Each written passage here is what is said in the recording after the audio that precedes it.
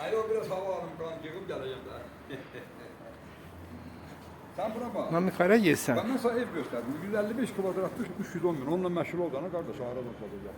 Yeri avtobazalı proma bakan. Avtobazaların bölümünde hündür binaları yok. Biz Yaməmə qoyun evləri. Maşallah geldik çatdıq. Kardeş.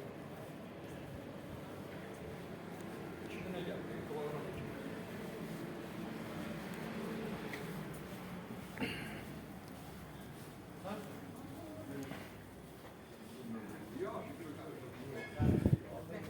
Uşaqlar xoş gördük.